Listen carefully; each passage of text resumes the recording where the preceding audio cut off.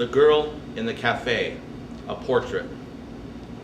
She sits in the corner of this Mexican cafe in Monterey Park, a sleepy enclave of Asian and Latino inhabitants blissfully ignoring each other in order to coexist just 8 miles outside of downtown Los Angeles in the West San Gabriel Valley.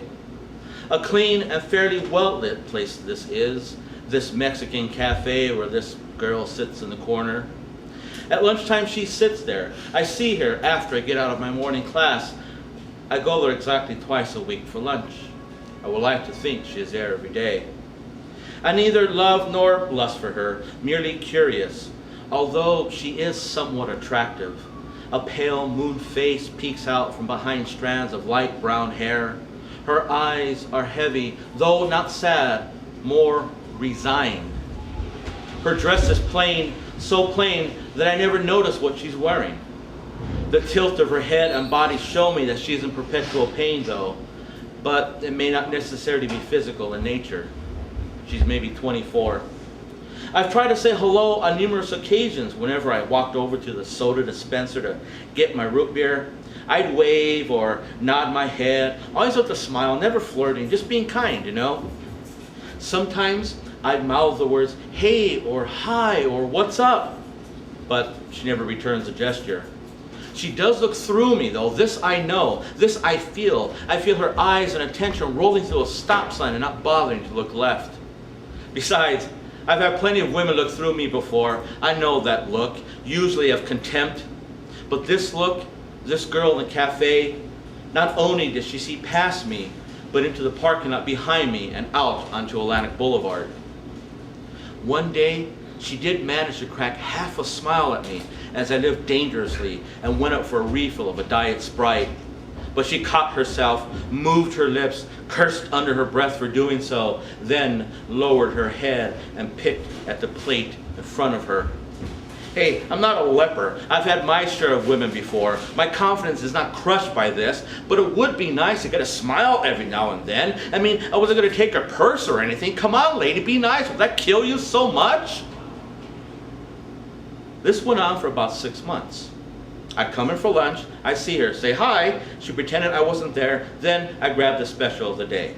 Okay, fine with me, whatever. One day I went in, and she wasn't there. I ate, read my paper, then got up to use the men's room, which is at the end of the hall. I would have to walk past the usual spot. When I came back out, she was there. I thought, what the hell, be a gentleman. I approached her table. She was already looking down, and I said, how are you today? She whispered, fine, and you? I still averted. Good, good. Hey, I've seen you around here before, I said. Yes, I know, she said. So what's your name? I'm Jim. I put my hand out. She barely took it. Nice to meet you, she said. And then she looked toward the front of the cafe, near the register area. Nobody was there. I'm not supposed to talk to anybody, she said to me. Excuse me, what? I'm not supposed to look at other men, she said. What? My husband, he works in the kitchen. I wait for him to get out of work. And while I wait for him to get out of work, I'm not supposed to talk to other men or look at other men. Or what? Or else he hits me. What? Oh God, I'm sorry. She shrugged her shoulders and said, that's the way it is. But what about your girlfriends? Can you at least talk to them? No, especially other girls I'm not supposed to talk to. Well, why not? She said, because my husband says that women put ideas into other women's heads that aren't good. They're worse than men. He actually said this to you. He reminds me of it all the time.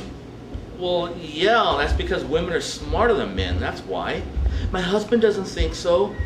Well, who manages the money once a check comes into the house? You, right? Who pays the bills? You, right? Who makes sure that his damn shorts are clean for work? You, right? He probably doesn't even know how to start a washing machine, am I right? I guess, she said, looking over at the register area again. Then who do you talk to, honey? Nobody. Now please go. Whoa, wait a minute, wait a minute. Let me ask you, how long has this been going on? How long have you been married? Since I was 13. Well, how old are you now? 23. Well, how old is your husband? 58.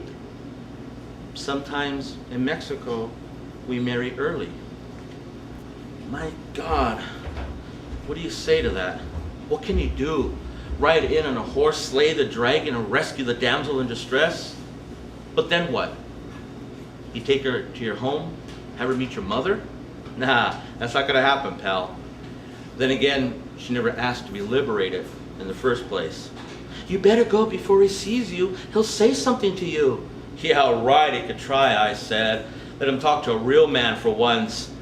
But I don't want to get you in trouble. I'll go now. I just want to find and say hi is all. Good, okay, please go. Don't talk to me anymore. Don't talk to me anymore. I never heard a woman say that to me before. Drop dead, yes. Go to hell, sure. Fuck off plenty of times. But never straight out, don't talk to me anymore. And so I didn't. I pretended she wasn't there until eventually I stopped noticing her. I'd go and eat, read my paper, though I never use the men's room there, then quickly leave.